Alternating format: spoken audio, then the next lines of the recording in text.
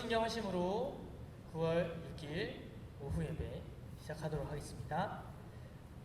전능하사 천지를 만드신 하나님 아버지를 내가 믿사오며 그 외아들 우리 주 예수 그리스도를 믿사오니 이는 성령으로 잉태하사 동정녀 마리아에게 나시고 본디오 빌라도에게 고난을 받으사 십자가에 못 박혀 죽으시고 장사한 지 사흘 만에 죽은 자 가운데서 다시 살아나시며 하늘에 오르사 전능하신 하나님 우편에 앉아 계시다가 저리로서 산자와 죽은 자를 심판하러 오시리라.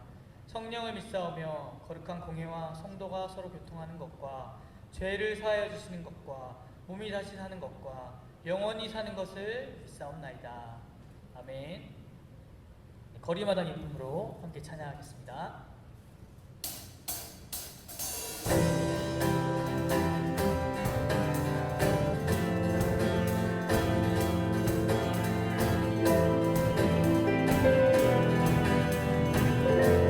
거리마다 기쁨으로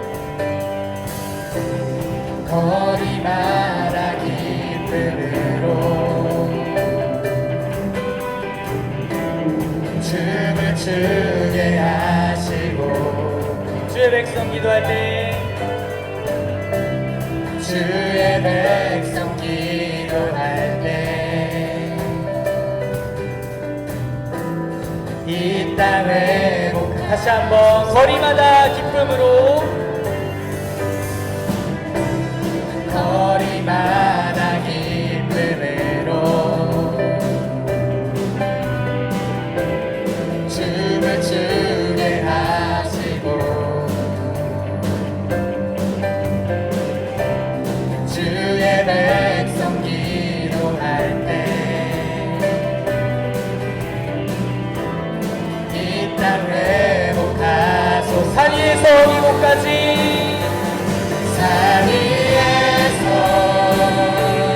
대곳까지 우리 찬양 울리네. 하늘에서 열방까지 하늘에서 열방까지 우리 노래 가득하네. 다시 한번 거리마다 기쁨으로 거리마다 기쁨으로 춤을 추게 하시고 주의 백성 기도할 때 주의 백성 기도할 때 이 땅 회복하소서. 산 위에서 계곡까지 산 위에서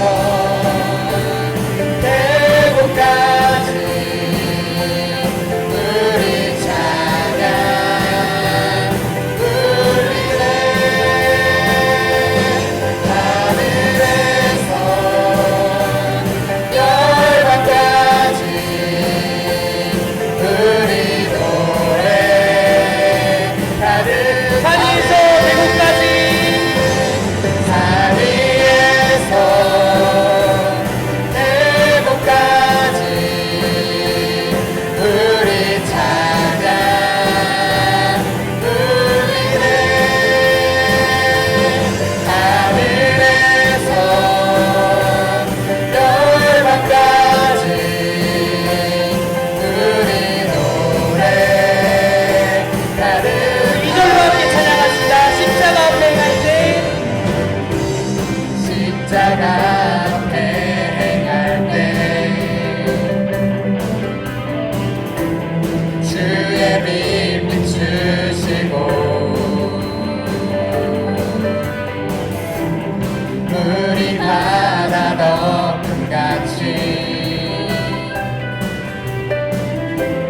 주 영광 채우시고. 다시 한번 십자가 앞에 갈 때 십자가 앞에 행할 때 주의 빛 비추시고 주의 빛 비추시고 물이 바다 덮음같이 물이 바다 덮음같이 주 산 위에서 대구까지 산 위에서 계곡까지 우리 찬양 울리네. 하늘에서 열방까지 우리 노래 가득하네. 산 위에서 계곡까지 우리 찬양 울리네. 하늘에서 열방까지 우리 노래 한 번 더 찬양합시다. 산에서 계곡까지 산 위에서 계곡까지 우리 찬양 울리네. 하늘에서 열방까지 우리 노래 가득하네.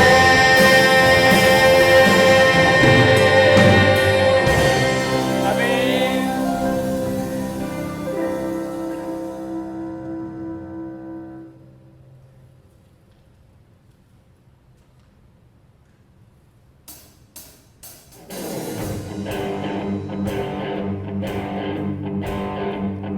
예수 십자가의 흘린 피로써 예수 십자가의 흘린 피로써 그대는 씻기어 있는가.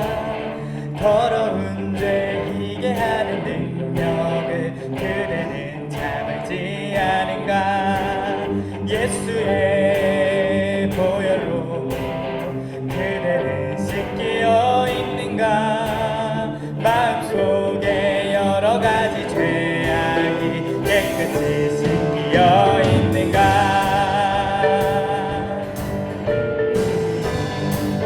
다시 한번 예수 십자가에 십자가의 흘린 피로써 그대는 씻기어 있는가. 더러운 죄 이게 하는 능력을 그대는 우리 2절 찬양합시다. 주 예수와 밤낮으로 예수와 밤낮으로 늘 함께 그대는 행동을 하는가. 아무 때나 어디든지 그대는 십자가 붙들고 있는가. 예수의 보혈로 예수의 보혈로 그대는 씻기어 있는가. 마음속에 여러 가지 죄악이 깨끗이 씻기어 3절 찬양합시다. 주님 예수 주님 예수 다시 온때 그대는 영접할 예복이 있는가. 그의 몸은 거룩한 곳 성전에 들어가. 다시 한번 3절 찬양합시다. 주님 예수 예수 다시 온때 그대는 영접할 예복이 있는가. 그대 몸은 거룩한 곳 성전에 들어갈 준비가 됐는가. 예수의 보혈로 예수의 보혈로 그대는 씻기어 있는가. 마음속에 여러 가지 죄악이 깨끗이 다시 한번 씻겨 예수의 있는가. 보혈로 예수의 보혈로 그대는 씻기어 있는가. 마음속에 여러 가지 죄악이 깨끗이 4절 찬양합시다.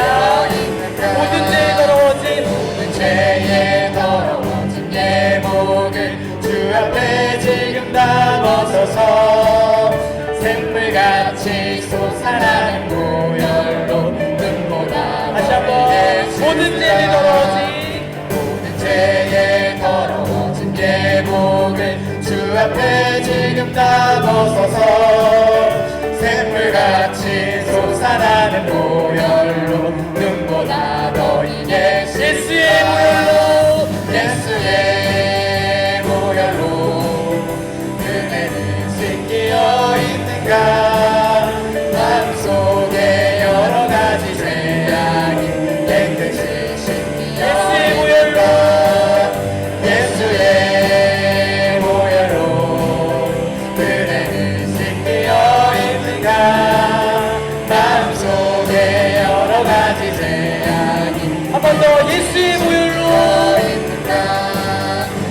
예수의 보혈로 그대는 생기어 있는가 마음속에 여러 가지 제약이 마음속에 여러 가지 제약이 마음속에 여러 가지 제약이 깨끗이 생기어 있는가 아멘.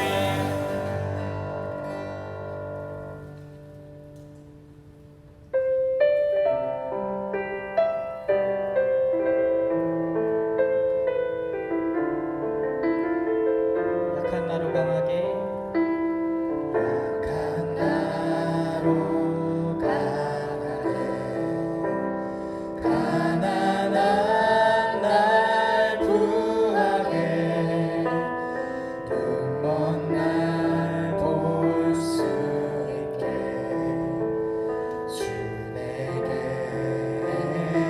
다시 한번 약한 나로 강하게 약한 나로 강하게 가난한 날 구하게 눈먼 날 볼 수 있게 주 내게 행하시 호산나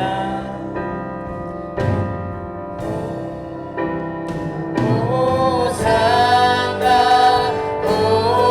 호산나 죽임 당한 어린 양 호산나 호산나 예수 다시 내가 건너야 할까 내가 건너야 할까 거기서 내 죄 씻겼네 이제 주의 사랑이 나를 향해 호산나 호산나 호산나 죽임 당한 어린 양 호산나 호산나 예수 다시 호산나 호산나 호산나 주님 당한 어린 양 호산나 호산나 예수 다시 깊은 강에서 주가 깊은 강에서 주가 나를 일으키셨도다 구원의 노래 부르리 예수 자 호산나 주셨네 호산나 호산나 죽임 당한 어린 양 호산나 호산나 예수 호산나 호산나 호산나 죽임 당한 어린 양 호산나 호산나 한 번 더 합시다. 호산나 호산나 호산나 호산나 죽임 당한 어린 양 호산나 호산나 예수 다시 깊은 강에서 주가 깊은 강에서 주가 나를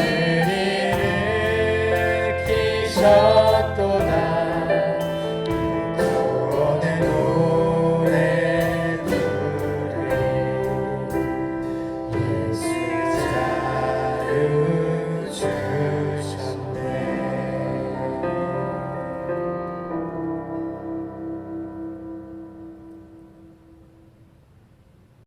기도하겠습니다. 하나님 감사합니다. 저희들 비대면으로 또 영상으로 하나님 예배 드립니다. 이 시간 함께하여 주시고 각 처소에 계시는 성도들에게 은혜를 주시고 필요한 것들을 공급하여 주셔서 하나님의 살아계심을 충만히 경험할 수 있도록 인도하여 주시옵소서. 이 시간 또 하나님의 말씀을 나눕니다. 하나님의 말씀 가운데 깨닫는 은혜를 허락하여 주시고 성령의 조명하심 통하여 하나님이 원하시는 뜻, 하나님의 마음을 알게 하여 주시고 삶 속에서 능력과 또 세임 공급받아 능력 있는 삶으로 승리할 수 있도록 인도하여 주시옵소서. 이 나라가 많은 어려움 가운데 있습니다. 하나님 인도하여 주시옵시고 분명한 하나님의 뜻을 보게 하여 주시고 기도하게 하여 주셔서 참으로 이 나라가 말세에 쓰임받는 선교 한국으로서 나아갈 수 있도록 인도하여 주시옵소서. 처음부터 마칠 때까지 함께해 주셔서 하나님께 감사드리며 사랑 많으신 예수님의 이름으로 기도드립니다. 아멘.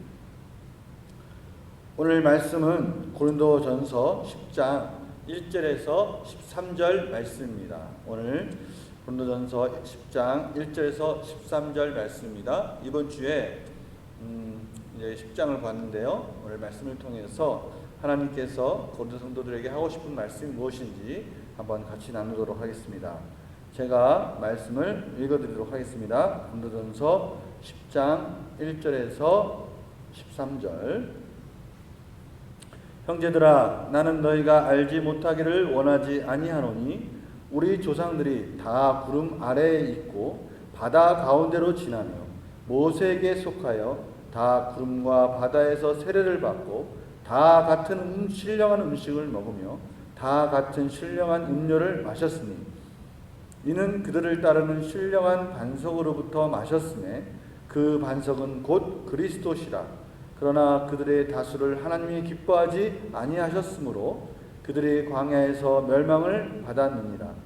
이러한 일은 우리의 본보기가 되어 우리로 하여금 그들이 악을 즐겨한 것 같이 즐겨하는 자가 되지 않게 하려 함이니 그들 가운데 어떤 사람들과 같이 너희는 우상 숭배하는 자가 되지 말라. 기록된 바 백성이 앉아서 먹고 마시며 일어나서 뛰논다 함과 같으니라. 그들 중에 어떤 사람들이 음행하다가 하루에 23,000명이 죽었나니 우리는 그들과 같이 음행하지 말자. 그들 가운데 어떤 사람들이 주를 시험하다가 뱀에게 멸망하였나니 우리는 그들과 같이 시험하지 말자. 그들 가운데 어떤 사람들이 원망하다가 멸망시키는 자에게 멸망하였나니 너희는 그들과 같이 원망하지 말라. 그들에게 일어난 이런 일은 본보기가 되고 또한 말세를 만난 우리를 깨우치기 위하여 기록되었느니라. 그런즉 선줄로 생각하는 자는 넘어질까 조심하라. 사람이 감당할 시험 밖에는 너희가 당한 것이 없나니 오직 하나님은 미쁘사 너희가 감당하지 못할 시험 당함을 허락하지 아니하시고 시험 당할 즈음에 또한 피할 길을 내사 너희로 능히 감당하게 하시느니라. 아멘. 오늘 말씀 고린도전서 계속해서 이어서 보고 있는데요. 오늘 말씀은 특별히 저희들이 계속 이어서 9장, 10장, 7장에서 하나님의 백성들 또 고린도 교회가 힘들고 어려운 문제들을 글로 썼고 그것에 대해서 답변하는 형식으로 계속해서 이어지고 있습니다. 특별히 9장까지 8장 저희들이 저번 주일 오후 예배는 8장을 봤습니다. 8장에서 우상과 우상 제물 그것에 대한 지식들 우리는 그것을 어떻게 해야 또 형제들과의 관계 속에서 바르게 세워갈 수 있을까? 어떠한 영적 지식이 우리에게 필요하고 어떠한 사랑이 필요한가에 대해서 같이 말씀을 나누었습니다.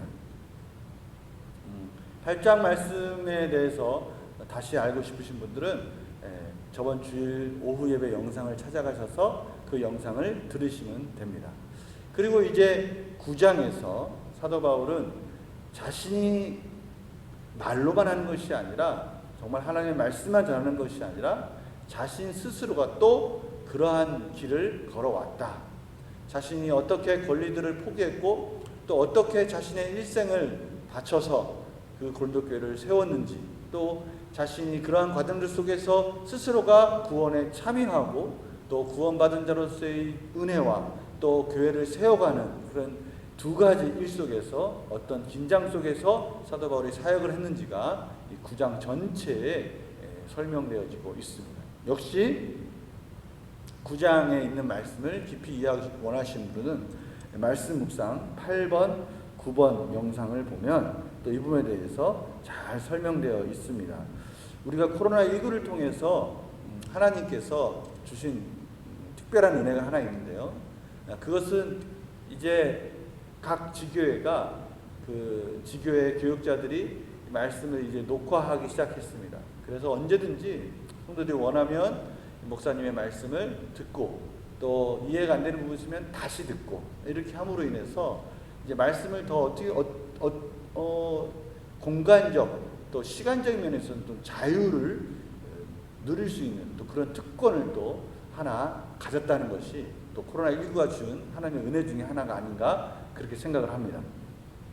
쭉 지금까지 이어온 말씀들 속에서 오늘 10장을 통해서 사도 바울은 이러한 풍성한 은혜를 가진 자, 다시 말하면 우리가 8장 1절에서 봤듯이 지식이 풍성한 자들이 교만해지는 과정, 이것들을 한 번 더 이 10장에서 언급해주고 있어요. 8장 1절에 제가 이렇게 말씀하지 않았습니까? 교만한 자들은 그 교만한 지식 때문에 언젠간 이 교만이라는 단어, 풍선이 부풀듯이 이렇게 부풀다가 어느 순간에 빵 하고 터지는 그때가 있다라고 말하지 않았습니까? 바로 오늘 10장에 그 장면이 나옵니다.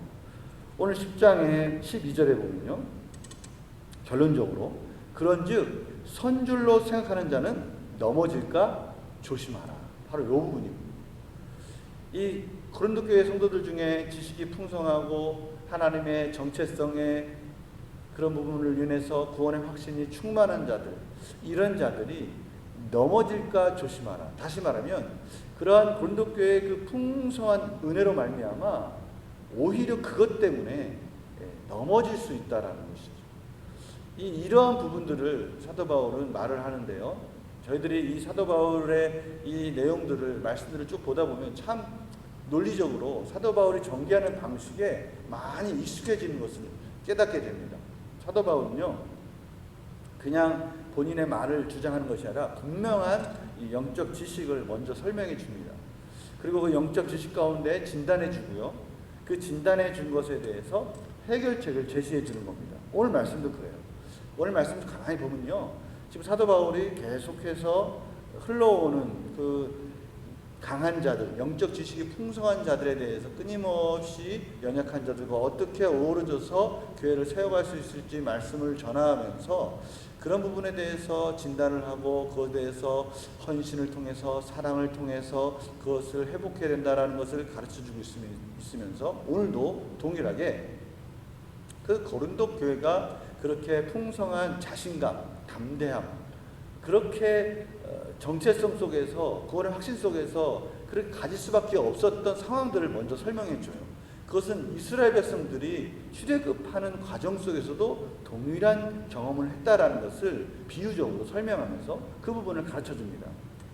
그런데 그 부분을 가르쳐 주면서 놓치지 말아야 할 부분을 가르쳐 주고 싶은 거예요. 그 놓치지 말아야 할 부분이 뭔지를 진단해 주고 그 진단해 준 그것에 대해서 하나님께서 어떻게 말씀하고 계신지를 또 가르쳐 주는 거예요. 일종의 치료책, 치료약을, 해결책을 제시해 주는 것이죠. 한번 볼까요? 오늘 고린도 교회에 또 이스라엘 백성들에게 가지고 있었던 정체성이 뭔가 오늘 10장 1절에서 2절 말씀입니다. 오늘 이 부분을 통해서 우리 그리스도인이 가져야 할 정체성에 대해서도 다시 한번 확인했으면 좋겠습니다. 이 정체성을 갖는다는 것이 나쁜 건 아닙니다. 분명히 이러한 것들을 통해서 우리가 분명히 그 의미를 아는 게 중요한 것이죠. 우리가 어디서부터 삶의 힘을 얻습니까? 어디서부터 힘의 고급함을 받습니까? 무엇 때문에 어려움과 힘들었을 때 다시 일어날 수 있습니까? 우리가 하나님의 구원받은 자, 예수 그리스도의 보혈로서 십자가의 은혜로 구원받은 자라는 것을 확인할 때 아닙니까? 우리가 그렇게 구원받았기에 예수 그리스도의 은혜로 말미암아 하나님께 붙들린 자가 되었다라는 것, 이것이 우리의 힘과 능력 아닙니까? 그런 의미에서 우리가 어떻게 해서 그러한 데까지 이르렀는지를 우리가 하나님의 은혜 가운데 다시 한번 확인한다는 것, 너무 중요한 것이죠. 지금 사도 바울이 바로 그런 부분을 고린도 성도들에게 다시 한번 주지하고 있는 겁니다. 그럼에도 불구하고 조심할 게 있다라고 말하는 것이죠.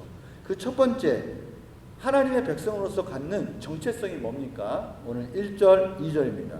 형제들아, 나는 너희가 알지 못하기를 원하지 아니하노니 우리 조상들이 다 구름 아래 있고 바다 가운데로 지나며 모세에게 속하여 다 구름과 바다에서 세례를 받고, 바로 이것입니다.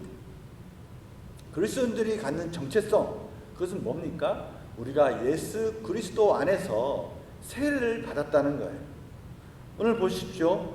이스라엘 백성들은요, 출애굽 세대는 구름 아래 있었다라는 것이죠. 구름은, 구약에서 구름의 역할은 하나님의 임재를 상징합니다.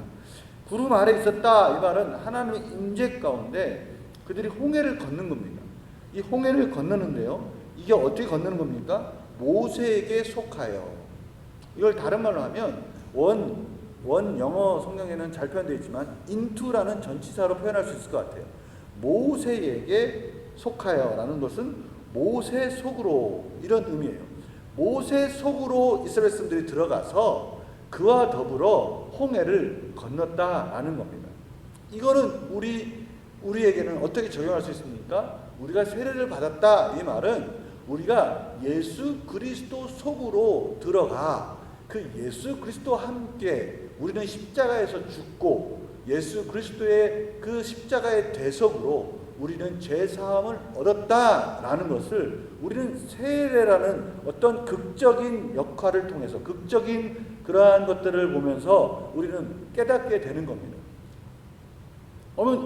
이 지금 사도 바울이 그 고린도 성도들에게 그 이스라엘을 비유해서 그것을 설명하고 있는 거죠. 세례라는 것이 바로 그겁니다. 단순히 그냥 세례 받았다, 그것이 그냥 예수 그리스도 안에서 우리는 다시 새 사람이 되었다라는 것이 아니라 어떻다고요? 그리스도 속으로 들어가서 이제는 우리가 그리스도의 주권, 그리스도의 죽음과 함께 나는 죽고 이제 하나님의 은혜로 새 생명으로 다시 태어났다라는 것을 말씀하는 겁니다. 이것이 세례예요.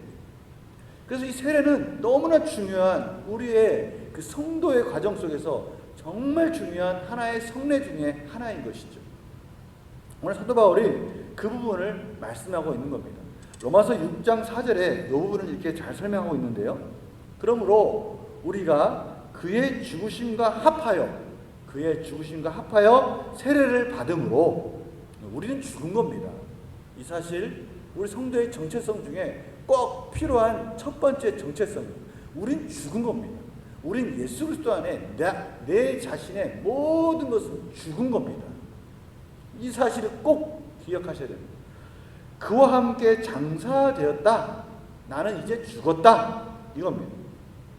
이는 아버지 영광으로 말미암아 그리스도를 죽은 자 가운데서 살리심과 같으니 이제 우리가 그리스도 속으로 들어가서 나는 죽고 이제 내 안에 예수 그리스도가 사신 겁니다.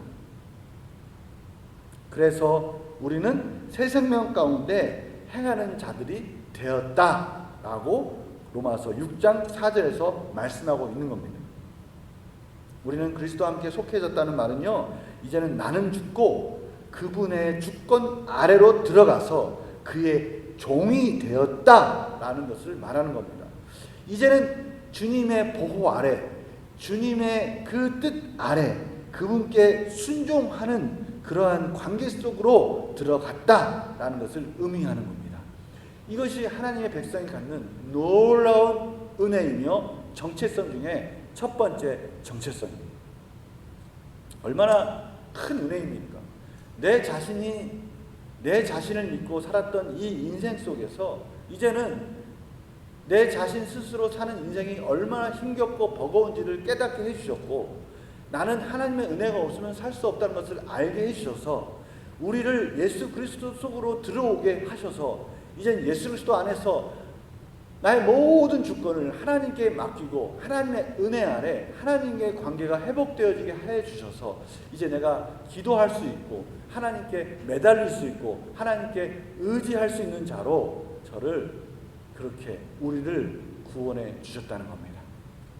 하나님의 놀라운 은혜를 경험하게 되는 겁니다. 두 번째는요, 3절 4절입니다.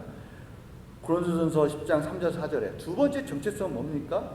이 출애굽한 이스라엘 백성들이요, 이제 광야 가운데 먹을 것이 없고 물이 없고 참으로 힘든 그 여정 속에 하나님께서 그들에게 공급해 주시는 것들을 설명하고 있어요. 3절입니다. 다 같은 신령한 음식을 먹으며 다 같은 신령한 음료를 마셨으니 이는 그들을 따르는 신령한 반석으로부터 마셨음에 그 반석은 곧 그리스도시라. 아멘. 지금 광야를 지날 때 이스라엘 백성들이 신령한 음식을 먹었습니다. 무엇을 먹었죠? 하늘에서 주시는 만나를 먹었어요. 또 하나님이 주시는 메추라기도 먹었어요.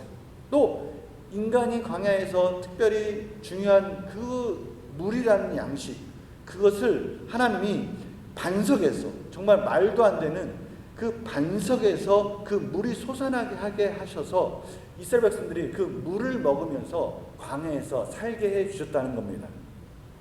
너무나 큰 은혜예요. 이스라엘 백성들이 정말 이러한 경험들을 통해서 그들이 하나님 백성으로 충분히 가질 수 있는 자부심, 그러한 담대함, 넉넉히 가질 수 있는 요건들이에요. 보십시오. 성경에 보면요, 출애굽기 17장에 광야에서 시작되는 그 시작점에 그 반석에서 물이 나오는 장면을 설명합니다. 그리고요, 광야의 마지막 부분인 민수기 20장 2절 3절에 보면 거기서도 물이 나오는 장면이 설명됩니다. 그래서요, 바울 시대 때 많은 그 랍비들, 또 구약 성경을 해석하는 사람들은요, 이 반석에서 물이 나온 이 사건이 단순히 그 처음과 마지막에만 있는 것이 아니라 그 처음과 마지막에 있었다는 그 말은 광야의 그 여정 내내 함께 하셨다라는 것을 상징하고 있다라고 해석합니다. 다시 말하면 예수 그리스도, 다시 말하면 하나님의 놀라우신 은혜가 그들을 떠나지 않고 늘 동행하였으며 그들이 힘들고 어려울 때마다 하나님께서 그들에게 그것들을 공급해 주셨다라고 말하는 거예요. 그러니까 그들을 떠나지 않고 그들의 필요를 늘 채워주시는 그 하나님을 상징하는 것으로 해석했어요. 다시 말하면 이것은 뭘 말하는 것입니까? 그렇습니다.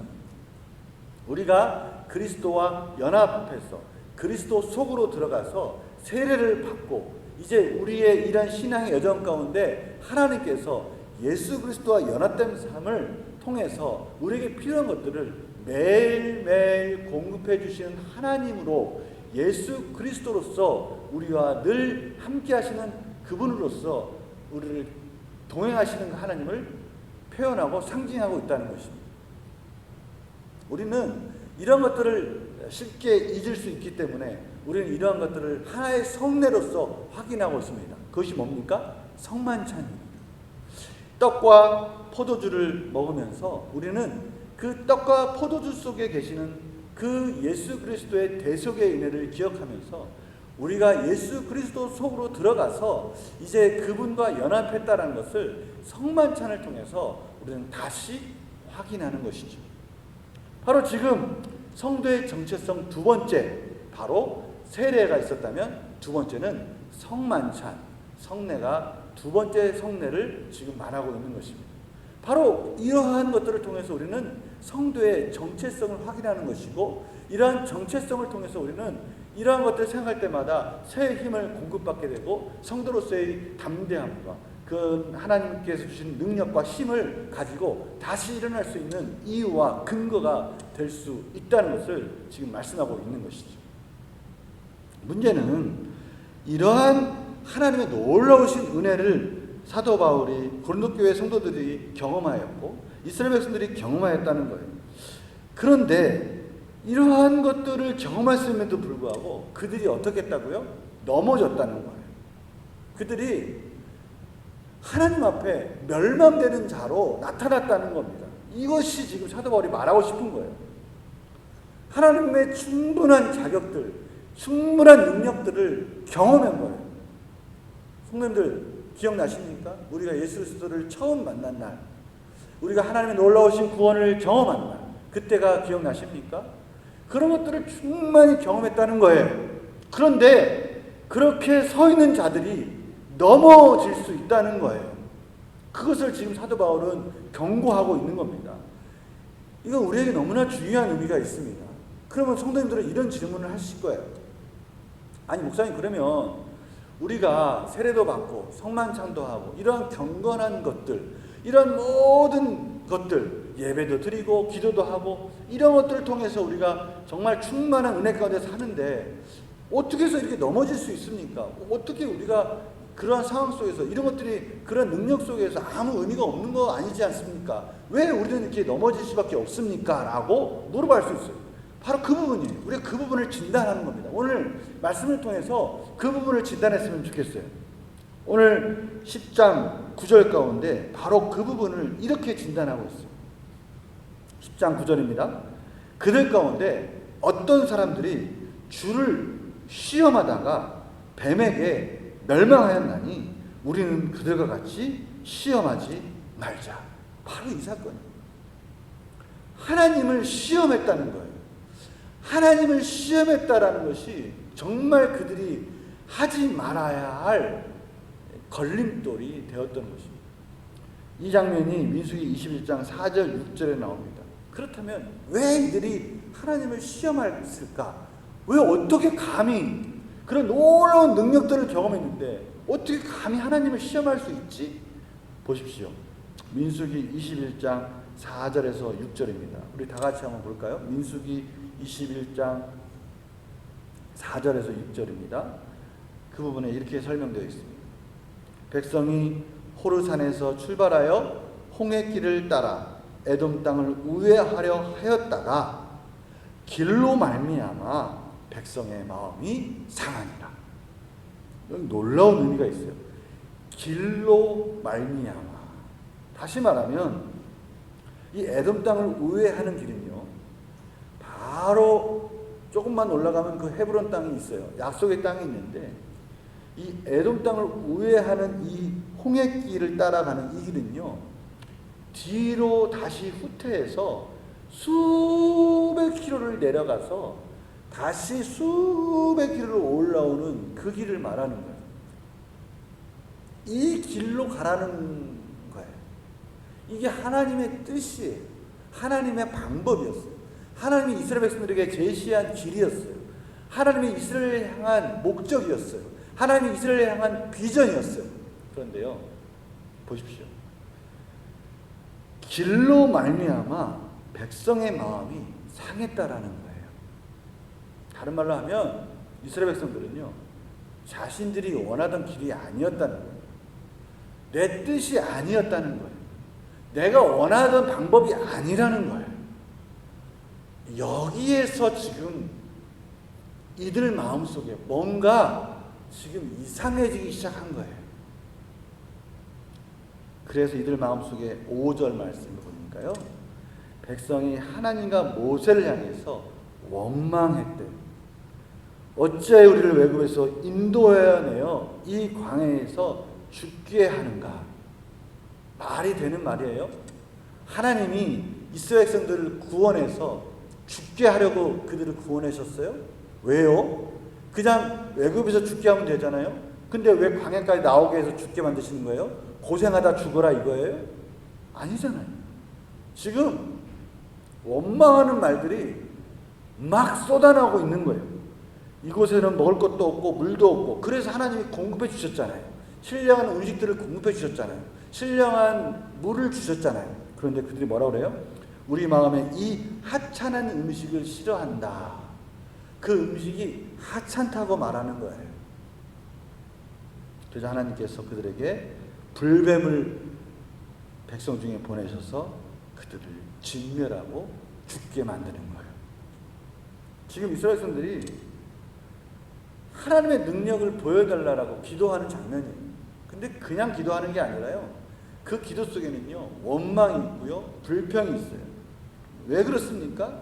하나님의 계획과 목적을 온전히 따를 준비가 되어 있지 않는 거예요. 그들은요, 그들 마음속에 자신의 뜻과 틀어지니까 원망하고 그 상태 속에서 하나님께 지금 기도는 하고 있는데 그 기도가 온전하게 하나님께 겸손하게 나아가는 하나님의 백성의 기도가 아닌 거예요. 도대체 왜 그럴까요? 왜 이런 일이 일어날까요? 존 칼빈은 이 부분을 그 기도와 연관지어서 이렇게 설명하고 있어요. 참 귀 기울여 봐야 할 부분이에요. 존 칼빈이 기독교 강요에서 이렇게 설명하고 있어요. 우리는 하나님을 시험해서는 안 되고 우리의 악한 언행으로 하나님을 괴롭혀 노엽게 만들어서도 안 된다. 성도님들 이런 생각하실 거 아니에요. 무슨 우리가 어떻게 감히 하나님을 시험합니까? 우리가 어떻게 감히 하나님 앞에 원망하고 불평할 수 있겠어요? 저는 그렇게 살지 않습니다. 저는 그렇게 신앙생활 하지 않습니다.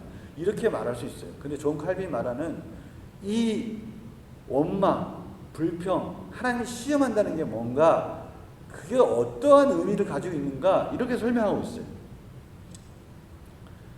하나님과 어떤 조건 하에 계약을 맺는 사람들은 흔히 하나님께서 마치 자기들의 욕망을 채우는 종인 듯이 자기들이 정한 법으로 하나님을 얽매려고 한다. 내 방법과 내 뜻과 내 목적을 이루기 위해서 하나님께 나아가서 하나님께 내 방법을 강요하고 그 방법대로 기도한다는 거예요. 참 이 어려운 부분이죠. 한번 기회 들어볼까요? 하나님께서 즉시 복종하시지 않으면 격노하고 불평을 말하고 항의하고 중얼거리고 하나님께 대해서 미친 듯이 날뛴다. 지금 이스라엘 사람들이 그렇게 하고 있는 거예요. 지금 자신들을 구원해 주신 하나님께 대해서는 새빨갛게 잊어먹고 함부로 말을 하고요, 함부로 사는 거예요. 구원받은 백성으로서 하나님께 귀 기울이고 순종하는 자가 아니라 그들의 인생 속에서 이제는 구원받았으니 이제는 자기 뜻대로 뭔가 하고 싶은 거예요. 지금 고린도 교회 성도들을 보니까요, 하나님의 구원을 받았어요. 뜨거운 체험을 했어요. 영적 지식이 풍성해요. 근데요, 이들이 함부로 그 우상 문화 속에 함부로 가서 앉아서 같이 밥을 먹고요, 우상 예배를 드리는 그 제사를 드리는 그곳에 가서 그들과 함께 교제하는 거예요. 이러한 장면들이요, 어떻게 보면 이제는 하나님이 원하시는, 하나님이 기뻐하시는 것이 어떠한 것인지 하나님의 뜻에 귀 기울이려고 하는 것이 아니라, 신중함이 있는 것이 아니라 이제는 그들이 원하는 대로 살고요, 그들이 원하는 대로 하나님께 예배드리는 삶으로 바뀌어지고 있다는 거예요. 지금 이것이 사도 바울이 고린도 교회를 진단하고 있는, 그 진단하고 있어서 그들의 지금 병이 무엇이고 그들의 교만이 무엇인지를 지금 설명하고 있는 부분이, 우상 숭배의 자리에 가는 것을 주저하지 않고요, 지금의 말로 하면 세속적인 문화 속에 그냥 주저없이 가서 즐긴다는 거예요. 세속적인 문화 속에 세상 사람들이 말하는 것에 그냥 아무 생각 없이 듣고요, 본다는 거예요. 어떻게 보면요, 아무렇지도 않게 보일 수 있어요. 목사님, 우리가 그런 자유가 없나요? 있어요.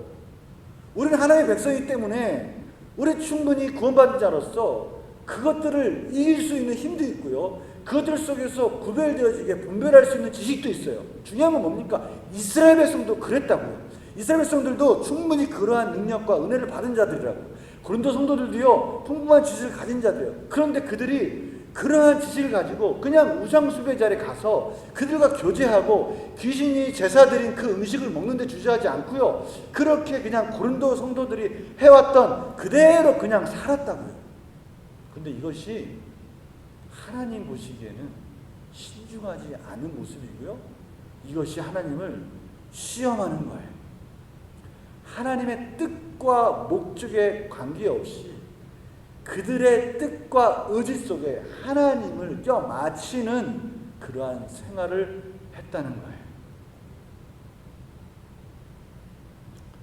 요슬렘프의 진이처럼 이제는 하나님은요, 그냥 그들이 원하는 것을 주시는 분, 하나님의 뜻과 계획에 앞서서 자신이 주인이 되어서 자신의 뜻과 의지 속에 내 기도를 들어주시는 분, 나를 구원해 주셨는데 이제는 그 구원해 주신 하나님 앞에 내 생각으로 내가 다시 주인의 자리로 간 겁니다.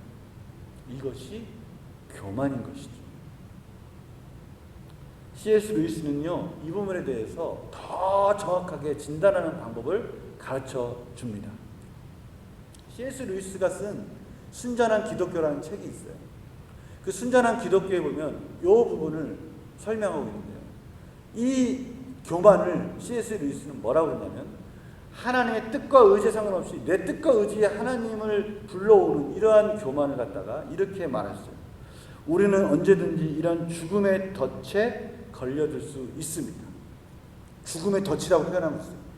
그러나 다행히 우리 자신을 시험해 볼 방법이 하나 있습니다.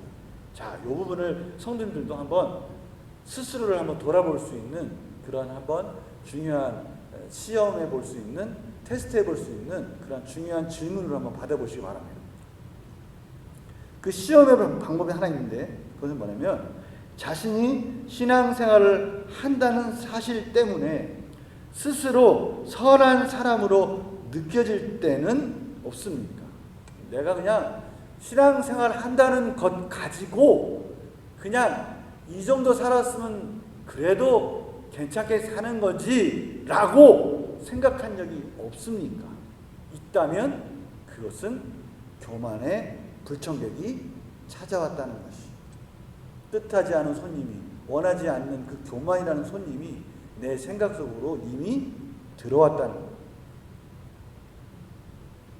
더욱이요, 특히나 자기가 다른 사람보다 낮게 느껴질 때는, 더 훌륭하다라고 생각할 때는 참 무서운 말을 했는데요, 확실히 하나님이 아니라 악마를 따르고 있다고 보면 됩니다. 무섭죠.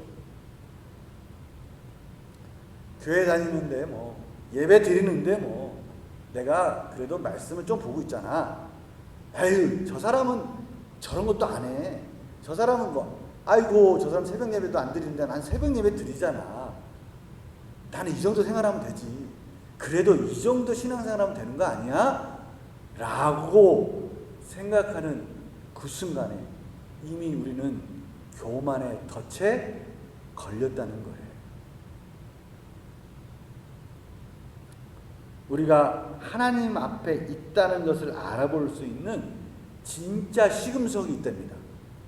그러다 반대로요, 내가 하나님 앞에 있다, 그래도 나는 하나님 앞에 열심히 살고 있다 라는 그 시금석, 그것을 판단하는 또 기준이 있는데요, 그것은 뭐냐면, 우리 모두가 다 이랬으면 좋겠어요. 내가 나 자신에 대해서 완전히 잊고 있느냐, 이거예요. 다시 말하면, 아까 세례 받을 때 그 모습 기억납니까? 내가 예수 그리스도 속으로 들어가서 나는 완전히 죽고 내 뜻과 의지가 아니라 주님의 뜻을 붙들고 살고 있느냐, 이거예요. 내가 완전히 잊어졌느냐, 이거를 말하고 있는 거예요. 또는 나 자신을 하찮고 더러운 존재로 여기느냐, 다시 말하면 내가 정말 씻을 수 없는 더럽고 추악한 죄 가운데 있는 죄인이다, 나는 하나님의 은혜 없이는 살 수 없다, 이런 존재로 생각하고 있느냐, 이거예요. 이 두 가지를 확인하면 우리는 하나님 앞에 있다라고 말할 수 있다는 겁니다. 특별히 C.S. 루이스는 첫 번째 것, 내가 완전히 죽고 나의 모든 주권은 하나님께 있느냐, 이것을 통해서 우리는 하나님 앞에 있는지 확인할 수 있다고 말을 하고 있습니다. 참 어렵죠. 끊임없이 주님을 왕으로 모시는 그런 의지적인 순종의 삶을 살고 있느냐, 그렇지 않다면 우리는 교만의 덫에 걸릴 수 있다라고 지금 경고하고 있는 겁니다. 우리는 이 부분에 참으로 힘들고 어렵다는 것을 깨닫게 돼요. 지금 사도 바울이 이 부분을 막 몰고 가고 있는 거예요. 우리가 하나님의 자녀인 것은 맞다. 하나님의 귀한 은혜를 받았다. 세례도 받았고 이제는 성만찬을 통해서 그리스도의 연합도 우리는 확인하고 있다. 그런데 혹시 그러한 정체성 속에서 이제는 내가 주인이 되어서 하나님을 시험하고 있지는 않으냐?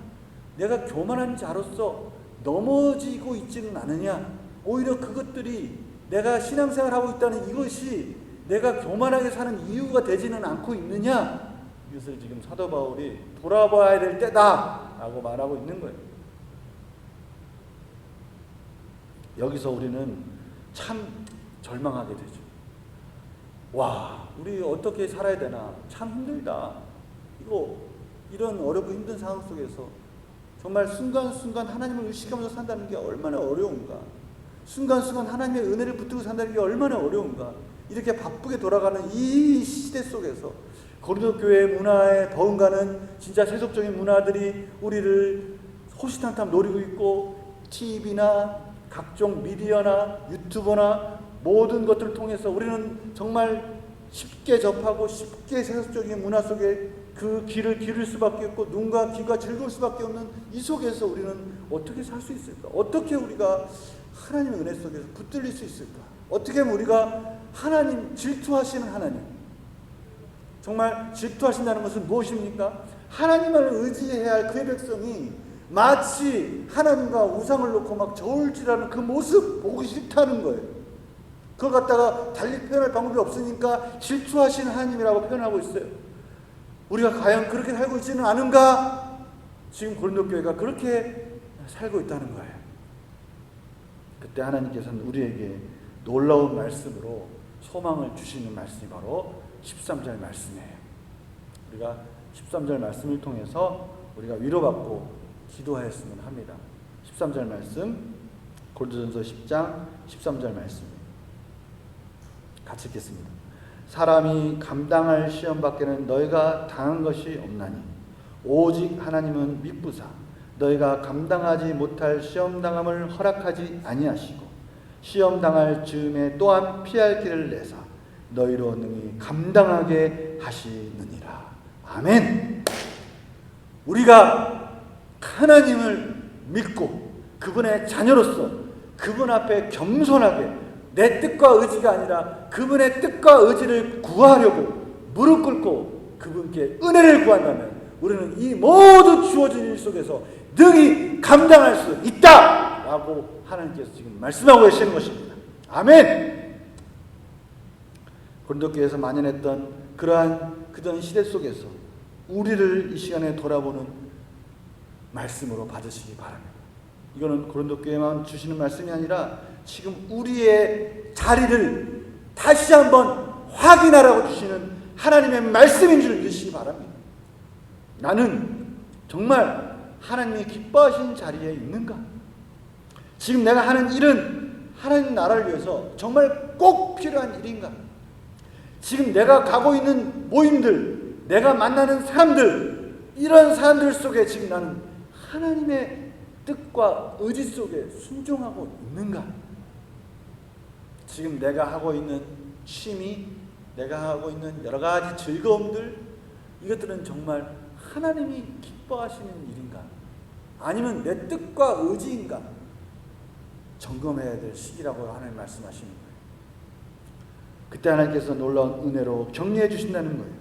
하나님의 뜻과 의지 속에 순종하려고 몸부림칠 때, 그렇게 하나님 말씀 속에 하나님 앞에 나아가고자 할 때 하나님께서는 우리에게 은혜를 주시고 은혜를 쏟아부어 주셔서 내가 정말 힘들고 감당하지 못할 때 피할 길을 주시면서 하나님의 놀라우신 축복의 자리로 우리를 인도해 주신다고 말씀하시는 거예요. 이 부분, 이 말씀을 붙드시기 바랍니다. 우리가 지금은 삶을 점검할 때, 지금의 자리와 삶의 패턴을 점검할 때입니다. 내가 혹시 교만한 자는 아닌가? 내가 하나님의 뜻보다 내 뜻을 앞세워서 종의 자리가 아니라 주인의 자리에 있지는 않은지 우리 스스로 점검하면서 하나님 앞에 겸손히 나가며 순종하며 승리하는 우리 성도님 되시기를 간절히 소망합니다. 이제 코로나19가 좀 잠잠해지고 있다고 합니다. 이게 또 언제 또 발발할지 모르겠어요. 이제 우리가 하나님 앞에 더 적극적으로 나아갑시다.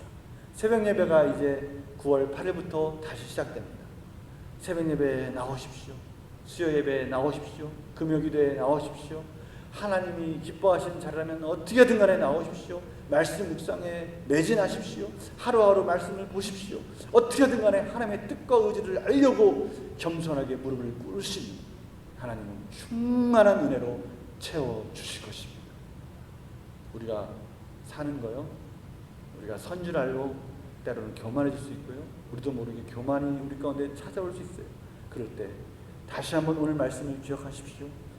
나도 모르게 넘어질 수 있는 이 순간에 다시 한번 하나님의 뜻과 하나님의 은혜를 구하는 데로서 겸손하게 종의 자리로 가서 정말 하나님 기뻐하시는 기도와 말씀을 통해서 우리가 깨어나고 다시 일어나서 하나님 원하시는 그 목적을 향해서 하나님 나라를 향해서 열심히 달려가는 우리 성도님 되시기를 간절히 소망하고 축원합니다. 기도하겠습니다. 하나님, 이제 우리의 자리를 다시 한번 돌아봅니다.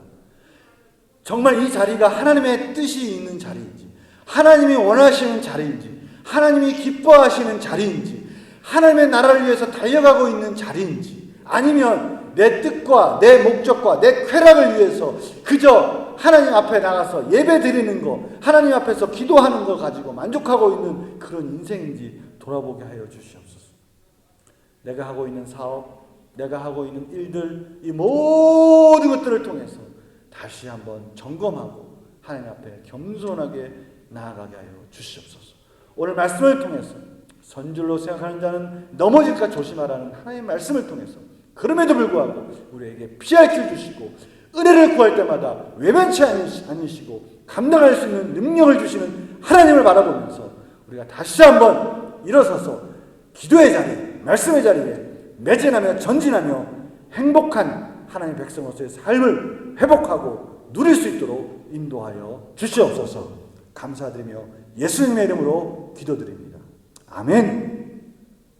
지금은 우리를 위해서 십자가에 죽으신 예수 그리스도의 은혜와 하나님 아버지의 무한하신 사랑하심과 성령님의 감화 교통 역사하심, 다시 한번 삶을 점검하고 나의 패턴, 나의 스타일, 나의 기질, 이 모든 것들 속에서 정말 이것이 하나님의 뜻인가, 하나님의 의지인가 점검하며 하나님이 기뻐하시는 자리, 하나님께 영광 돌리는 자리로 가기로 결심한 이 예배에 참석한 모든 성도들의 영혼 머리 위에와 또 코로나19로 힘들어하고 있는 이 나라 가운데, 세계 열방 가운데 지금부터 영원토록 항상 함께 계실지어다. 아멘.